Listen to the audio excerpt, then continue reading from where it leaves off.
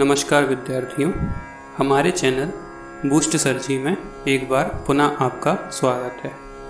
तो विद्यार्थियों, आज के इस वीडियो में हम चर्चा करेंगे कक्षा 9वीं के अध्याय 1 की उदाहरण 5, 6, 7 के बारे में। तो चलिए विद्यार्थियों शुरू करते हैं। तो उदाहरण 5 क्या कहता है कि 10/3, 7/8 और 1/7 के दशमलव प्रसार ज्ञात कीजिए। तो विद्यार्थियों, सबसे पहले हम लेते हैं 10/3। 10/3 का दशमलव प्रसार कैसे निकालते हैं? हम भाग विधि से निकालते हैं। तो यहाँ पे 10 में हम 3 का भाग देंगे। तो सबसे पहले जब हम 10 में 3 का भाग देंगे तो 3 तिया 9 या 3 तिरका 9, 3 बार भाग गया और रिमाइंडर हमें मिला 1 या शेषफल हमें मिला 1। अब हम देख रहे हैं कि 1 तो 3 से छोटा है। तो अब हम क्या करेंगे कि भागफल में एक दशमलव लगा देंगे। दशमलव लगाने से अब हम एक 0 बढ़ा सकते हैं रिमाइंडर का। तो यहाँ पे 1 के साथ में हम 0 लगा देंगे। तो यहाँ पे हो गया 10। अब 3 का 10 में फिर से भाग देना है। तो 3 तिरका 9, बचा फिर से 1। अब एक बार जब हम दशमलव लगा चुके हैं तो अब हम एक 0 फ्रीली लगा सकते हैं। तो फिर से 0 लगाया तो फिर से हो गया 10। फिर से 3 बार भाग जाएगा तो 3 तिरका 9, तो फिर से बचेगा 1 और इसको फिर से हम एक 0 लगा के 10 कर देंगे और फिर से 3 से भाग देंगे। तो 3 तिरका 9, तो रिमाइंडर फिर से मिलेगा हमें 1। तो विद्यार्थियों, इसमें आप देख रहे हैं कि जो भी हमारा शेषफल है वह फिर से समान आता जा रहा है। तो ऐसी स्थिति में इस पे हम एक आवर्त लगा देते हैं। तो हमारा आंसर क्या होगा कि 3.333 और अनंत तक आता रहेगा, यह कभी ख़त्म नहीं होगा। तो इसमें हम देख रहे हैं कि 3 की पुनरावृत्ति हो रही है। तो हम इसमें 3 पे आवर्त लगा देंगे। तो जो आंसर होगा वह होगा 3.3 और 3 पे आवर्त लगा देंगे। अब हम चलते हैं अगले प्रश्न पे, जो कि है 7/8। तो 7/8 में हमें देना है 7 में भाग 8 का। तो पहली बात कि जिसमें भाग देना है वही छोटा है। तो जब चाहे छोटा रहता है तो हम लगाते हैं दशमलव। तो 0 दशमलव, अब यह हो गया 70 हुआ। तो अब हम 8 से भाग दे सकते हैं। तो 8 अठियाँ 64। तो 70 में से 64 गए तो बचे 6। अब 6 फिर से कम हो गया तो एक 0 हम बढ़ा देते हैं।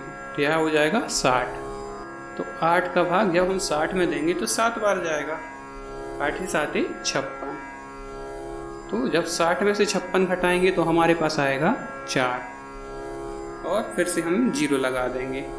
और जब हम 40 में भाग देंगे 8 का तो 8 पंचे 40, तो हमें रिमाइंडर मिल गया 0।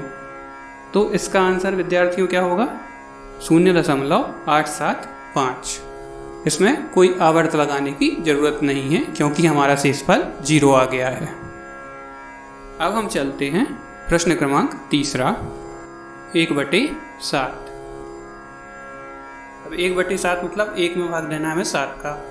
तो 1 फिर से छोटा है तो हम लगा देंगे दशमलव। तो हो जाएगा यहाँ पे 10। तो 10 में 7 का भाग चला जाता है। 7 एकम 7, बचा रिमाइंडर 3। अब 3 फिर छोटा है तो फिर से एक 0 लगा देंगे और उसमें भाग देंगे 7 का। तो 7 चौके 28, तो रिमाइंडर बचेगा 2। अब हम फिर से 0 लगा देंगे और फिर से 7 का भाग देंगे। तो 20 में 7 का भाग देंगे, कितनी बार जाएगा? 2 बार। 7 दूनी 14। फिर से रिमाइंडर आ गया 6। तो हम लगा देंगे फिर 0। अब 0 लगाएंगे, फिर 7 का भाग देंगे तो 8 ही 7 56।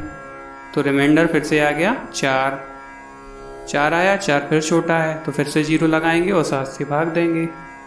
तो फिर क्या होगा, 7 पना 35, मतलब रिमाइंडर आएगा 5। 5 7 से फिर से छोटा है, तो फिर से हम 0 लगाएंगे। अब 50 में हमें देना है 7 का भाग, तो 7 सतैया 49। 49 जब आया तो रिमाइंडर हमें मिला 1। और अपन ध्यान से देखें अगर, तो 1 हमारा स्टार्टिंग में ही था, मतलब अगर हम यहाँ से 0 लगा के और फिर से सॉल्व करेंगे तो जो यह हमें आंसर मिला है यह फिर से रिपीट हो जाएगा। ठीक है, तो इसको हम क्या करेंगे, इस पूरी संख्या को आंसर में लिख के और उस पर आवर्त लगा देंगे, मतलब कि यह फिर से पुनरावृत्ति करेगा। यही होगा हमारा आंसर। अब चलते हैं हम प्रश्न क्रमांक 6वें पे। 6वां है कि दिखाइए कि 3.142678 एक परिमेय संख्या है, या फिर इसको हम दूसरे शब्दों में कहते हैं कि इसको P/Q के रूप में व्यक्त कीजिए। तो 3.142678, तो इसका अगर हम दशमलव हटा के और इसके नीचे संख्याएं लिखेंगे तो दशमलव की जगह पे हम लेते हैं 1, और उस दशमलव के बाद जितनी संख्या होती हैं, जितने अंक होते हैं, उतने हम 0 रख देते हैं। तो यहाँ पे क्या होगा, 3142,678 बटे 1 लिखेंगे और 6 0 लगा देंगे। तो अब यह P/Q के रूप में व्यक्त हो गई, इसलिए यह परिमेय संख्या है। अब हम चलते हैं उदाहरण 7 पे। दिखाइए 0.3333, मतलब 3 पे आवर्त को P/Q के रूप में व्यक्त करना है। तो विद्यार्थियों, सबसे पहले हम लिखेंगे दिया है। दिया क्या है, 0.333333 अनंत तक, मतलब 3 पे आवर्त।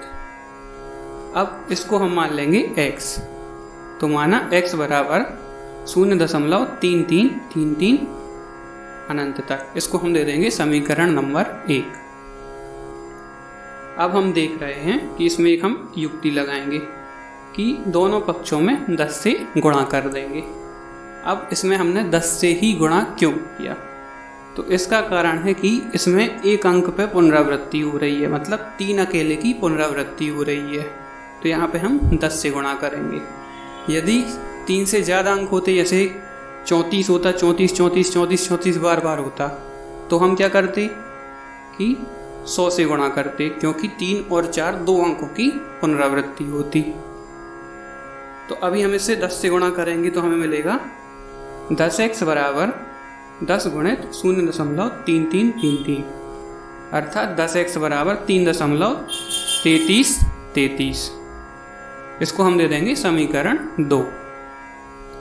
अब हम क्या करेंगे, समीकरण 2 में से समीकरण 1 को घटा देंगे, तो 10x में से x घटेगा और 3.3333 से 0.3333 घटेगा।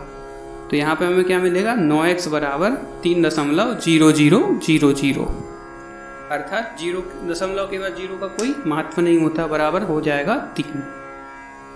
तो x की वैल्यू क्या आएगी, 3/9, अर्थात 1/3। यही होगा हमारा आंसर।